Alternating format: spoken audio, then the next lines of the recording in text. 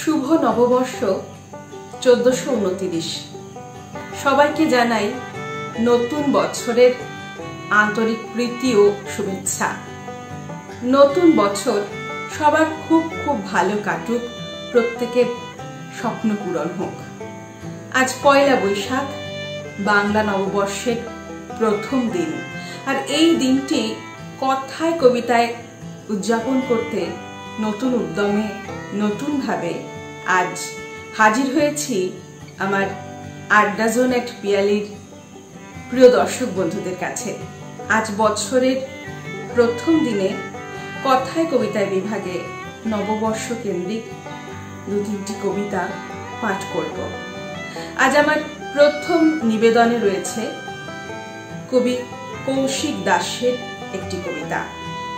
কবিতা পাঠ করার আগে একটু কৌশিকের সম্পর্কে দু এক কথা না বললে নয়, কারণ আমি মনে করি ওই সময়কার একজন খুব শক্তিশালী তরুণ কবি, কারণ নানা বিষয়ে খুব সাবলীল ওর কলম।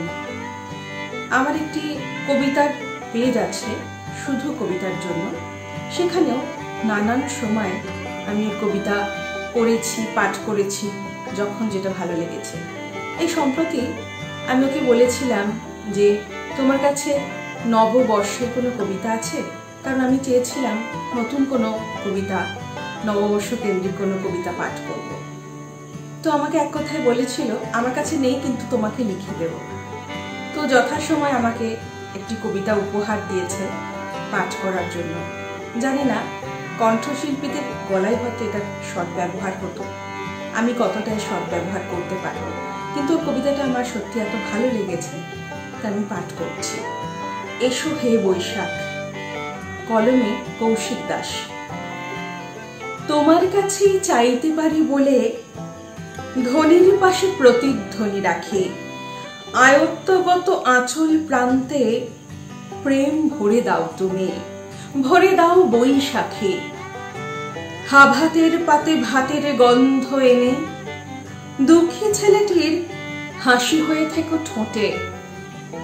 জীবনের কাছে হার মানা মেয়েটিরও জানালায় যেন নতুন সূর্য ওঠে। বিভেদের যত ক্ষমাহীন সীমারেখা ভেঙে দিও তুমি নিষেধের বেড়াজাল। নতুন সূর্য দেখবার লোভে লোভে পাহাড় ডিঙোবে গৌতম ইকবাল। হিংস্র রৌদ্রে পুড়ে গেলে সভ্যতা, বিবাগী ঝড়েই সন্ন্যাস এঁকে দিও। ভাগ করে নিও মুক্তি বেগের ডানা, আকাশে দেখুক শিকলের পাখিটিও। সুরেতে ভরিয়ে তৃপ্তির চরাচর মুছে দাও তুমি অসঙ্গতির গ্লানি। আমরা এখনো 25-এর সমারোহে, বৈশাখ মানে রবীন্দ্রনাথ জানে।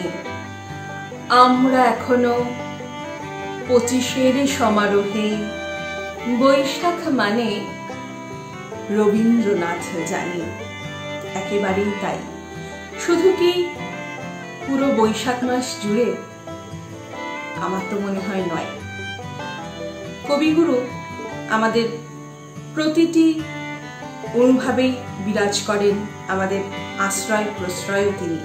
তাই এবার আমার দ্বিতীয় নিবেদনে শেষ বসন্ত কবিগুরু রবীন্দ্রনাথ ঠাকুরের আমি পাঠ করছি শেষ বসন্ত।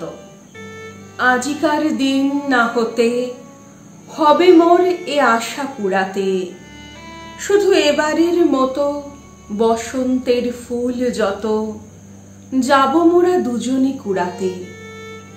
তোমার কানন তলে ফাল্গুন আসিবে বারংবার, তাহারি একটি শুধু মাগি আমি দুয়ারে তোমার। বেলা কবে গিয়াছে বৃথাই, এতকাল ভুলেছিনু তাই। হঠাৎ তোমার চোখে দেখিয়াছি সন্ধ্যালোকে, আমার সময় আর নাই। তাই আমি একে একে গণিতেছি কৃপণের সম, ব্যাকুল সংকোচ ভরে বসন্তের শেষ দিন মম।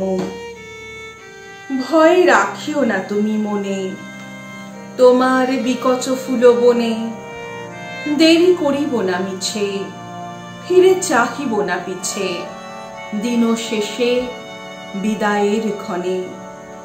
চাব না তোমার চোখে আঁখি জল পাবো আশা করি, রাখিবারে চিরদিন স্মৃতির করুণা রস ভরি।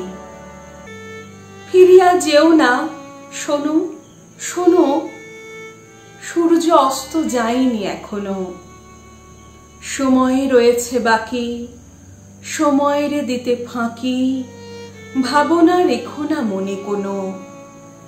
পাতার আড়াল হতে বিকালের আলোটুকু এসে আরো কিছুক্ষণ ধরে ঝলুক তোমার কালো কেশে। হাসিও মধুর উচ্চ হাসে অকারণ নির্মম উল্লাসে, বন সরসীর তীরে ভীরু কাঠ বিড়ালিরে সহসা চকিত করো ত্রাসে।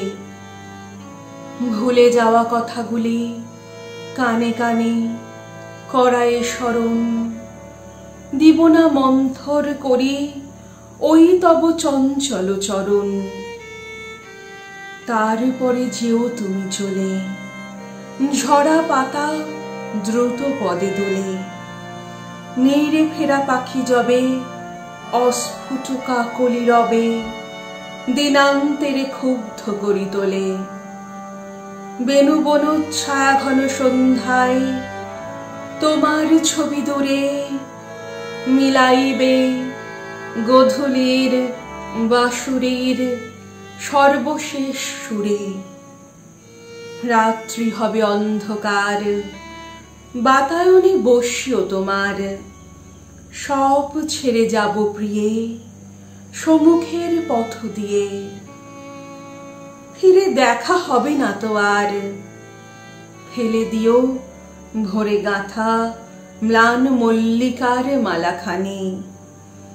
সেই হবে স্পর্শ তব, সেই হবে বিদায়ের বাণী, সেই হবে স্পর্শ তব, সেই হবে বিদায়ের বাণী। আজ আমার নিবেদনের তৃতীয় এবং শেষ কবিতাটিও নববর্ষ কেন্দ্রিক। আসলে কবিতাটা আগে থেকে পড়ার কোনো পরিকল্পনা ছিল না। কিছুক্ষণ আগেই হোয়াটসঅ্যাপে আমি পাই মৌসুমী বন্দ্যোপাধ্যায়ের লেখা এই নববর্ষের কবিতাটি। এখনো মনে হয় কবিতাটির নামকরণ হয়নি, তো ভালো লাগলো বলে এবার পাঠ করা যাক। উড়িয়ে ধুলো যাক চলে যাক চৈত্র দিনের তাপ, নতুন বছর শপথ নিল মিটবেই সন্তাপ। এই পৃথিবীর আকাশ বাতাস মাটি পাহাড় নদী সবার তাতে সমানাধিকার হোক আমাদের দাবি। বন্ধ করে হানাহানি বাঁচব পাশাপাশি, দুঃখের রাতে জ্যোৎস্না মেখে করব হাসাহাসি। সুখের আশায় থাকবো জেগে হৃদয়ে যাবে ভরে, ভালোবাসা ছড়িয়ে পড়ুক প্রান্তরে প্রান্তরে। নতুন আশায় নতুন হর্ষে গাইব নতুন গান, জীর্ণ পাতার সঙ্গে হবে চৈত্র অবসান। পয়লা বৈশাখ ডাক দিয়েছে জাগবে অন্তর, অমানিসা পথ পেরোলে নতুন আলোর ভোর। নমস্কার, আজকের কথায় কবিতার বিভাগে পর্বটি এখানেই শেষ হলো। প্রিয় দর্শক বন্ধুরা, আড্ডা জোন এট পিয়ালির অনুষ্ঠান আপনাদের কেমন লাগছে?